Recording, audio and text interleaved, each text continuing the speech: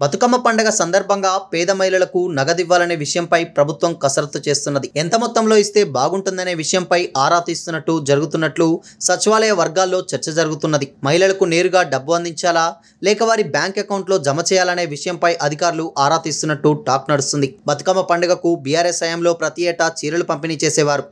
కానీ ఆ చీరలు నాణ్యతగా లేవని మహిళల నుంచి విమర్శలు వ్యక్తమయ్యాయి.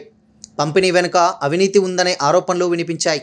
చీరలు నచ్చకపోవడంతో కొందరు మహిళలు వాటిని కాల్చి తమ నిరసన సైతం వ్యక్తం చేశారు. ఇలాంటి వివాదాలకు తావు లేకుండా చీరల పంపిణీకి ప్రస్తుత కాంగ్రెస్ ప్రభుత్వం బ్రేకులు వేసింది. చీరలకు బదులుగా నగదు బహుమతి ఇవ్వాలని ప్లాన్ చేస్తున్నట్టు సచివాలయ వర్గాల్లో చర్చ నడుస్తున్నది. రాష్ట్ర ప్రభుత్వం అందించే నగదు బహుమతి మహిళలు చీరలుగా కొనుక్కునేందుకు తగినదిగా ఉండాలని సర్కార్ భావిస్తున్నట్టు సమాచారం. అందులో భాగంగా ఒక్కో మహిళకు 500 ఇస్తే సరిపోతుందా, అంతకన్నా ఎక్కువగా ఇద్దామా అనే కోణంలో ఆరా తీస్తున్నట్టు తెలిసింది. ప్రస్తుతం రాష్ట్ర వ్యాప్తంగా సుమారు 87 లక్షల రేషన్ కార్డులున్నాయి. వారందరికీ నేరుగా రేషన్ డీలర్ల ద్వారా అందిస్తే ఎలా ఉంటుందనే కోణంలో చర్చ జరుగుతున్నట్టు తెలుస్తున్నది. ఈ ప్రక్రియలో ఏమైనా అక్రమాలు జరిగే ప్రమాదం ఉంటుందా అని సర్కారు ఆరా తీస్తున్నట్టు తెలిసింది. అలా కాకుండా రేషన్ కార్డు ఉన్న ఇంటి యజమాని బ్యాంక్ అకౌంట్లో డబ్బులు జమ చేస్తే ఎలా ఉంటుందనే విషయంపై చర్చిస్తున్నట్టు తెలిసింది.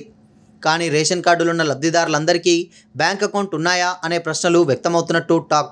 అలా కాకుండా స్వయం సహాయక బృందాల్లో సభ్యత్వం ఉన్న మహిళలకు మాత్రమే గిఫ్ట్ ఇస్తే ఎలా ఉంటుంది అనే కోణంలోనూ ప్రభుత్వం ఆలోచిస్తున్నట్టు సమాచారం.